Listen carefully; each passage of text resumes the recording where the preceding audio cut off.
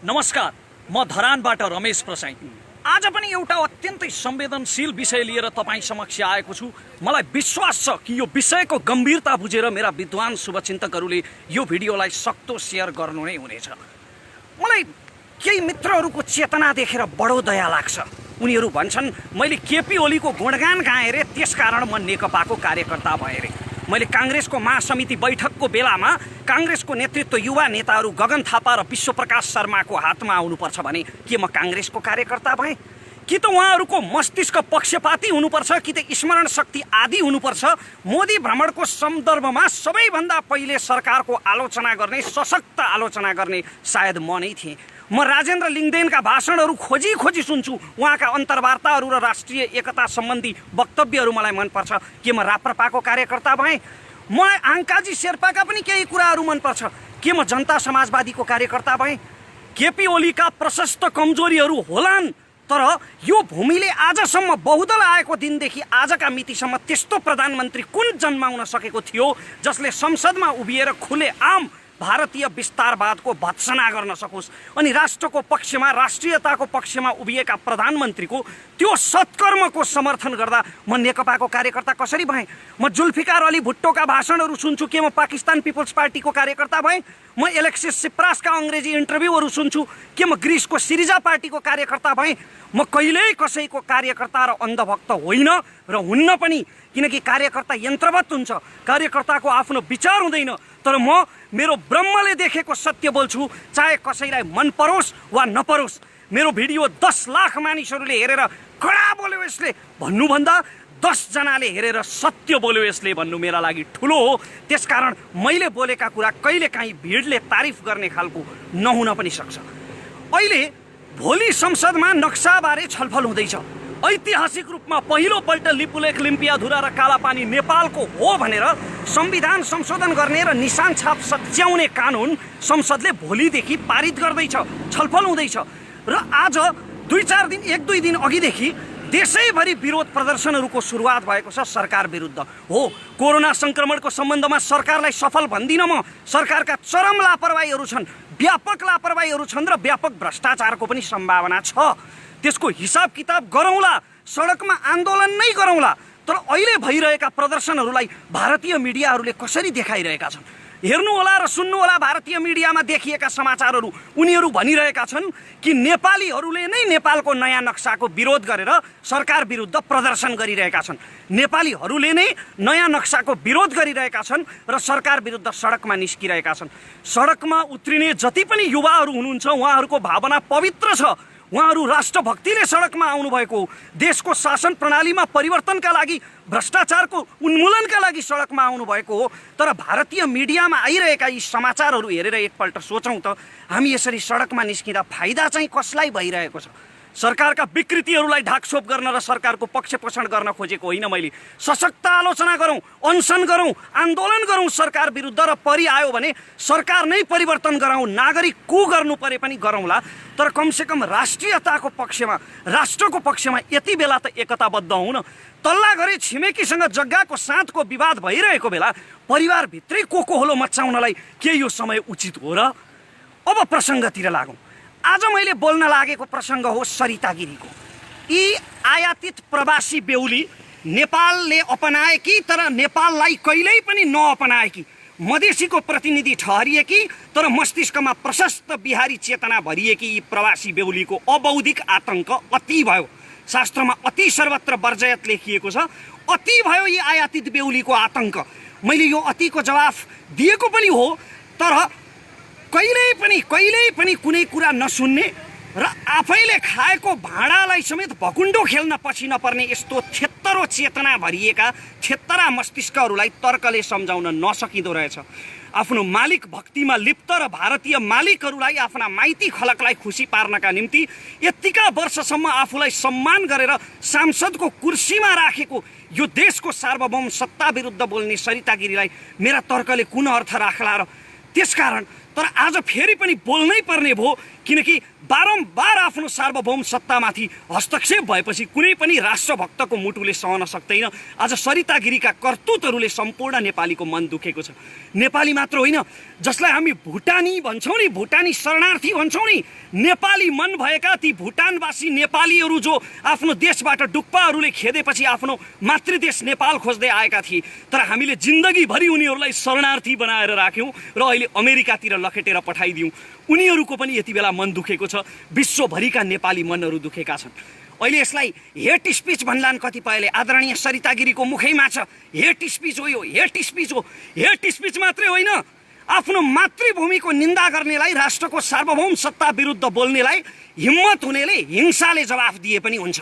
तियानब्यान स्क्वायरको काण्ड चीनमा हुने बेलामा, चीनले तियानब्यान स्क्वायरमा विरोधीहरूमाथि डोजर चलाउने बेलामा चीनका राजदूतले ब्रिटिस राजदूतसँग भनेका थिए रे कि चीनमा अब 20 वर्षका लागि शान्ति ल्याउन 200 जनाको मृत्यु हुँदैछ। त्यसकारण कहिलेकाहीँ हिंसा र शक्तिको प्रदर्शनले पनि शान्तिको बाटो खोल्छ, राष्ट्रियताको बाटो खोल्छ। अहिले सरिता गिरीको विरोधमा जुन राष्ट्रिय एकता देखिएको छ नि, यो त्यति बेलै देखिनु पर्थ्यो जति बेला उपराष्ट्रपति परमानन्द झाले हिन्दीमा बकेर शपथ लिएका थिए। त्यति बेला गिरिजा र प्रचण्डले एउटै धरातलमा उभिएर यदि परमानन्द झालाई गलत्याएर उपराष्ट्रपतिको पदबाट निकालिदिन सकेको भए त्यति बेलै एउटा नजिर बस्ने थियो। अलक्षिणा देशद्रोही सीके राउतले नेपाल आमालाई जुकासँग तुलना गरिरहेको बेला कुनै राष्ट्रभक्त बहादुरले सीके राउतलाई 2-4 चड्कन लगाइदिन सकेको भए त्यति बेलै नजिर बस्ने थियो। तर हामीले कानुन नै यति फितलो बनायौँ कि माटोप्रति कुनै प्रेम नभएको विदेशी जोसुकै ऐरे गैरेहरू पनि हाम्रो संसदमा सजिलैसँग प्रवेश पाउन थाले र संसद जस्तो लोकतन्त्रको मन्दिरलाई नेपालको संसद हो कि बिहारको कुनै मेला बजार हो भनेर दोधार हुने गरी त्यस्तो स्थितिको सृजना गरे। अहिले हिन्दी बोल्दा केहीले भाषै त हो नि, के फरक पर्छ भन्ने टिप्पणी पनि गरे। भाषा होइन, हिन्दी हाम्रो राष्ट्रियतामाथिको आक्रमण हो। मैले पटक पटक भने कि संसदमा हिन्दी भाषा बोल्न प्रतिबन्ध लगाउनुपर्छ, किनकि यो हाम्रो राष्ट्रियतामाथिको आक्रमण हो। आदरणीय सरिता गिरीले भन्नुभयो कि हिन्दी नेपालको भाषा हो, मधेसलाई जोड्ने भाषा कुन त? माननीय सरिता गिरीज्यू, तपाईँको अज्ञानता देखेर मलाई दया लाग्छ। तपाईँले गङ्गा चौधरीको बौद्धिकतामाथि प्रश्न उठाउनु भयो, तर तपाईँको अबौद्धिकता देखेर चाहिँ मलाई दया लाग्छ। नेपालमा लिच्छवीहरू भारतबाट आएका थिए, तर ती लिच्छवीहरू हिन्दी बोल्दैनथे। इतिहासका पाना खोतलेर हेर्नुहोला, बौद्ध धर्ममा पाली भाषाको प्रयोग गरिन्थ्यो गणराज्यहरूमा। अनि नेपाली भाषाको पहिलो अभिलेख विक्रम सम्वत 1312मै फेला परेको छ। अशोक चल्लको अभिलेख, हाम्रा आला आली अटरी अटल गरी अक्र्या छु, यो नेपाली भाषाको प्राचीन रूप थियो। हामीले कहिल्यै पनि हिन्दीको काँध चढ्नु परेन संवाद गर्नका निम्ति। नेपाली भाषाको इतिहास त्यति पुरानो हो। र यदि तपाईँ तराईको प्रसङ्ग कुरा गर्नुहुन्छ भने, यदि तपाईँ तराईको विषयमा कुरा गर्नुहुन्छ भने, तराईको सबैभन्दा प्राचीन भाषा मैथिली हो। र रामायणमा यदि हेर्ने हो भने जब अयोध्याबाट भगवान रामचन्द्र आएको बेला अयोध्यावासीहरू संस्कृतमा कुरा गर्थे, त्यति बेला पनि मिथिलावासीहरू मैथिलीमा बोल्थे। त्यसकारण सबैभन्दा प्राचीन तराईको भाषा मैथिली हो। तर अहिले जबरजस्त तराईमाथि हिन्दीलाई लादिँदैछ। र यो पहाड र तराईको विवाद होइन, किनभने सरिता गिरी कुनै तराईभाषी हुँदै होइनन्। मधेसी जनताको अधिकार हनन गरेर, कुनै मधेसी उम्मेदवारको अधिकार हनन गरेर जबरजस्ती संसदमा पुगेकी भारतीय हुन्। She is Indian by birth. हाम्रो त सालनाल गाडिएको छ यो माटोमा। त्यसकारण मलाई जति दुःख लाग्छ, यो देश दुख्दा मलाई जति दुख्छ, एउटा तराईवासी नेपालीलाई पनि त्यति नै दुख्छ, किनभने यही माटोमा सालनाल गाडिएको छ। त्यसैले त तराईबाट राष्ट्रभक्त गङ्गा चौधरी जस्ता सभासद जन्मन्छन्, जसले सधैँ निरन्तर राष्ट्रियताको पक्षमा बोल्छन्। तराईको प्रतिनिधित्व सरिता गिरी जस्ताले होइन, गङ्गा चौधरी जस्ताले गर्छन्। तर हाम्रो कानुन यति फितलो भयो कि हामीले कुनै पनि विदेशीलाई आफ्नो संसदमा सजिलैसँग प्रवेश पाउने गरी कानुनमा व्यवस्था गर्यौँ। अहिले मधेसी भनिने दलहरू माग गरिरहेका छन् कि संविधान संशोधन गरेर विवाहित अङ्गीकृतलाई पनि प्रधानमन्त्री राष्ट्रपति हुने अधिकार दिनुपर्छ। भारतबाट विवाह गरेर आएका सरिता गिरी जस्ता इन्डियनहरू, जसको रगतमा भारत भरिएको छ, बाजा गाजा बजाएर र सिन्दुर पहिराएर कुनै नेपालीले भित्र्याउँदैमा कोही नेपाली हुँदैन भन्ने कुरा सरिता गिरीको वक्तव्यले त प्रमाणित गरिसक्यो नि। तर उनीहरू भनिरहेका छन् कि यस्ता विवाहित अङ्गीकृत भारतीयहरूलाई पनि नेपालमा प्रधानमन्त्री वा राष्ट्रपति हुने अधिकार दिनुपर्छ। अब तपाईँ सोच्नुहोस् त, एकजना सरिता गिरी आउँदा एकजना अङ्गीकृत इन्डियनको कारणले यत्रो वितण्डा मच्चिरहेको छ भने साराका सारा अङ्गीकृतहरूको संसदमा बहुमत भयो भने के होला? सिक्किम विलय भएको यसरी नै हो। फिजीमा भारतीय अङ्गीकृतहरू भरेर फिजीको सत्ता भारतीयहरूले कब्जा गर्न खोजेको यसरी नै हो। त्यसकारण यस्ता षड्यन्त्रहरूप्रति सचेत हुन जरुरी छ र यति बेला सरिता गिरीलाई संसदबाट निलम्बन गर्ने मात्रै होइन, उनको नागरिकतासम्म खारेज गर्न जरुरी छ, किनकि उनी कुनै पनि हालतमा नेपाली नागरिक हुन योग्य छैनन्। भाषाको विषयमा त उनले तर्क नगरे पनि हुन्छ, किनकि उनको अज्ञानता, उनको अबौद्धिकता, न उनीलाई इतिहासको बारेमा थाहा छ न भाषाको बारेमा। माननीय सरिता गिरीज्यू, तपाईको पदको मर्यादा मैले अलिकति राख्नुपर्ने थियो होला, तर तपाईको आफ्नै मर्यादा उल्लङ्घनको कारणले गर्दा तपाईलाई माननीय होइन अमान्य सरिता गिरी भन्न मन लाग्छ।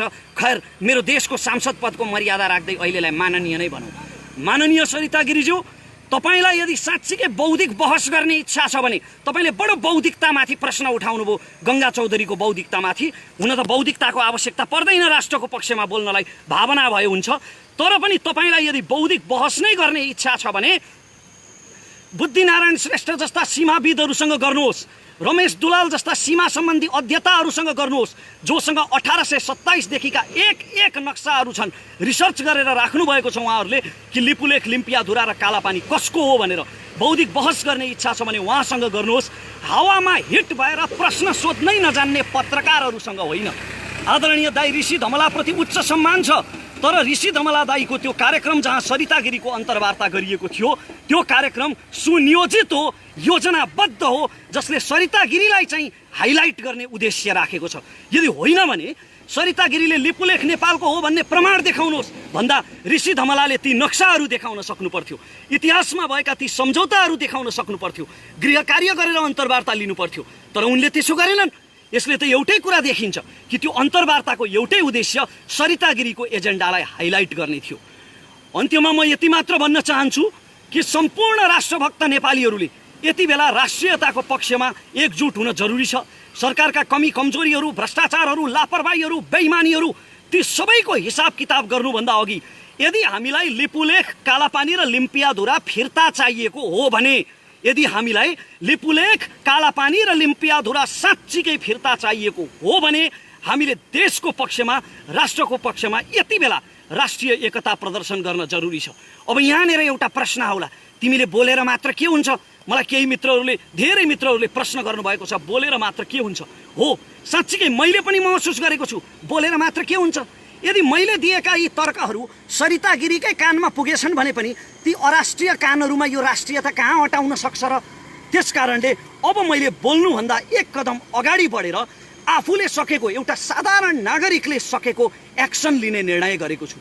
एउटा नजिर बसाल्नका लागि कि नेपालको राष्ट्रियतामाथि तिमीले आक्रमण गर्यौ भने नेपालको हरेक नागरिकको मन दुख्छ र तिमीले त्यसको दण्ड भोग्नै पर्छ भन्ने कुरा प्रमाणित गर्नका लागि मैले तुरुन्तै सरिता गिरी विरुद्ध नेपालको न्यायपालिकामा जाहेरी दिने र उहाँले गरेका टिप्पणी राजद्रोही किसिमका छन्, देश विरोधी छन् र यस्तो टिप्पणी गर्ने सांसदलाई तुरुन्त कारबाही गरियोस् भनेर नेपालको कानुनी निकायमा, अदालतमा मैले जाहेरी दिने निर्णय गरेको छु, मुद्दा दायर गर्ने निर्णय गरेको छु र म सम्भव भएसम्म म आफै काठमाडौँ आउनेछु यो मुद्दा दायर गर्नका लागि। र सम्भव भएन भने, यदि लकडाउनको कारणले म आउन सकिनँ भने मेरो कानुनी सल्लाहकारले यो मुद्दा मेरो तर्फबाट दायर गर्नुहुनेछ र यस मुद्दामा मेरो तर्फबाट डाक्टर सुरेन्द्र भण्डारीले मेरो कानुनी सल्लाहकारको रूपमा बहस गर्नुहुनेछ। उहाँको, डाक्टर सुरेन्द्र भण्डारीको अभियानसँग, उहाँको राजनैतिक धारणासँग, उहाँका विचारहरूसँग मेरा धेरै विमतिहरू छन्। उहाँको अभियानसँग मेरो कुनै सम्बन्ध छैन, तर राष्ट्रियताको मुद्दामा, यो मुद्दामा उहाँले मलाई सहयोग गर्ने वचन दिनुभएको छ र सायद मेरो आर्थिक क्षमतालाई बुझेर पनि होला उहाँले यो मुद्दा मेरो तर्फबाट निःशुल्क लड्ने वचन दिनुभएको छ। म उहाँलाई यसका लागि धन्यवाद दिन चाहन्छु र तपाईँहरू सबैलाई म यो भन्न चाहन्छु जाँदा जाँदै कि जहाँबाट जसरी सकिन्छ, को कता, को कुन जातको, को कुन धर्मको, को कुन दलको, को कुन खेमाको भन्ने कुरा यति बेला नसोचिकन राष्ट्रियताको पक्षमा एकजुट हौँ र यस्ता देशद्रोहीहरूलाई हतोत्साहित गरौँ। जय देश। एकैछिन रमेशजी केही प्रश्नहरू मैले गर्नुपर्छ अझै पनि क्लियर बनाउनको निम्ति हामी पानी परिरहेको सन्दर्भमा छौँ रुखमा ओत लागेर यो भिडियो खिचिरहेको अवस्था हो होइन तपाईँले माननीय सरिता गिरीज्यूलाई देशद्रोहको मुद्दा दायर गर्दै हुनुहुन्छ होइन यसअघि नागरिकहरूले यस्तो मुद्दाहरू हालेका छन् कि छैनन् राष्ट्रियताको सन्दर्भमा सङ्कट आउँदा अहिलेसम्म मैले जानेसम्म मलाई थाहा छैन होइन परमानन्द झा विरुद्ध चाहिँ मुद्दा परेको थियो कतिपयले भन्लान् नि त सरिता गिरीलाई रमेश प्रसाईले मुद्दा हाल्ने काठमाडौँ जाने हिरो हुनको लागि एउटा स्टन्टबाजी गरेको भन्ने हुन सक्छ नि स्टन्टबाजी गरेको भए त अहिले म सरिता गिरीको समर्थन गर्थेँ नि जीवनजी झन् भाइरल हुन्थ्यो भिडियो होइन र के भन्नुहुन्छ तपाईँलाई जसरी तपाईँ यो एकैछिनको आवेग त होइन किनकि म आफै तपाईँको मित्र भएको कारणले गर्दा पनि कसैलाई मुद्दा दायर गर्नु यो त्यति चान्चुने विषय होइन काठमाडौँसम्म जानुपर्छ त्यहाँनिरका बस्दाका खर्चहरू हुन सक्छन् होइन त्यहाँनिर आउँदा जाँदाका नसोचेको अन्य धेरै खर्चहरू पनि हुन्छन् नि रमेशजी हेर्नुहोस् मलाई आर्थिक रूपमा गाह्रो छ तर कहिल्यै पनि कसैको अगाडि हात नफैलाउने मेरो स्वभाव हो त्यसकारण म आफूले सकेसम्म गर्छु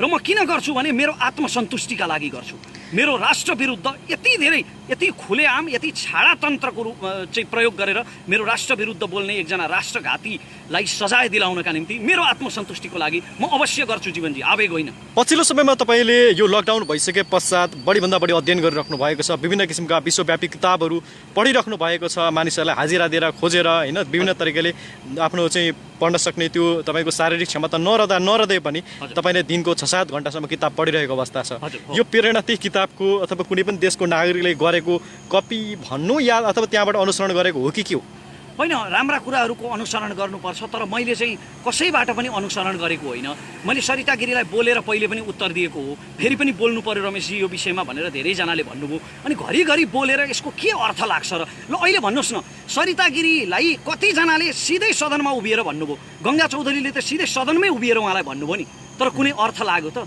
क्षेत्र चेतना भएका मानिसहरूलाई तर्कले सम्झाउन सकिँदैन रहेछ म तपाईँको साथी पनि हो आजको मितिसम्म तपाईँ कुनै पनि पार्टीको चुनावको र्यालीमा जानुभएको छैन कुनै पनि पार्टीलाई खुलेर समर्थन गरेको रेकर्डमा आत्मा साँची राखेर श्री पशुपतिनाथलाई साँची राखेर भन्छु कसैको तपाईँ कार्यकर्ता होइन यो कुरा मलाई चाहिँ थाहा छ होइन तपाईँले चाहिँ नेपालको प्रधानमन्त्रीको विरोध सम्भवतः चाहिँ तपाईँको सामाजिक सञ्जालमा फेसबुक मार्फत गर्ने तपाईँ पहिलो व्यक्ति होला नरेन्द्र मोदी आउँदा तपाईँले प्रधानमन्त्रीको खुबै आलोचना गर्नुभएको थियो केही सुझावहरू पनि दिनुभएको थियो फेरि पनि गर्छु र पनि गर्छु यदि सरकारका दुष्कर्महरू अगाडि आयो भने म फेरि पनि गर्छु पछिल्लो समयमा तपाईँले राष्ट्रियताको सन्दर्भमा प्रधानमन्त्री केपी शर्मा ओलीलाई समर्थन गरिरहँदा केही मान्छेले यो त नेकपाको कार्यकर्ता रहेछ पनि भनेर कमेन्ट गर्छन् नि अघि एकजना नेपाली चाहिँ एउटा साथीले गरिराख्नु भएको होइन त्यो उहाँहरूको अज्ञानता हो पूर्वाग्रह हो मैले अघि भिडियोमा पनि भनिसकेको छु ती पक्षपाती आँखाहरू हुन् कङ्ग्रेसको गगन थापालाई मन पराउँथ्यो तपाईँ कुनै समय शर्मालाई म समर्थन गर्छु राजेन्द्र लिङ्गदेनलाई समर्थन गर्छु आङ्काजी शेर्पाका अन्तर्वार्ताहरू सुन्छु मलाई कसको कार्यकर्ता भन्ने त आज म दर्शकहरू असाध्यै क्षमा प्रार्थी छु किनकि हामी एकजना मृगौला पीडितको लागि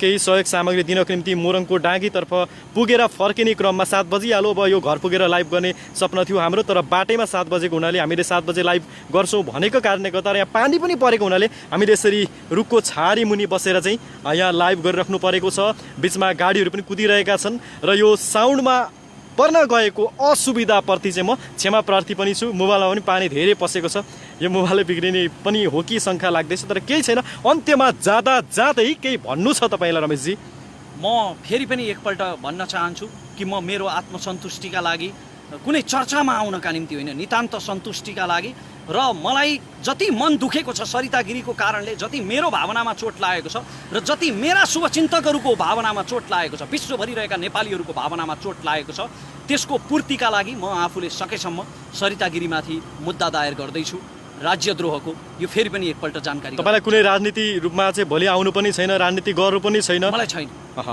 हस् सबै हाम्रा जसले यति बेला हेरिराख्नु भएको छ तपाईँहरू सबैलाई धेरै धेरै धन्यवाद यो साउन्ड असाध्यै असुविधा पर्न गएको छ आज हामीले यसरी चाहिँ बाटोबाट खिच्नु पर्यो यति भन्दै म यो धरानको सेउती पुलबाट आज्ञा हुन चाहन्छु र त्योभन्दा अगाडि तपाईँले सेयर गर्न सक्नुहुन्छ डाउनलोड गरेर पनि हाल्न सक्नुहुन्छ फेसबुक लाइभलाई यति भन्दै म क्षमा चाहिँ माग्न चाहन्छु गलत भएको खण्डमा भन्दै रमेशजीलाई पनि धन्यवाद दिँदै म आज्ञा हुन चाहन्छु हवस् त सबको जिन्दाबाद।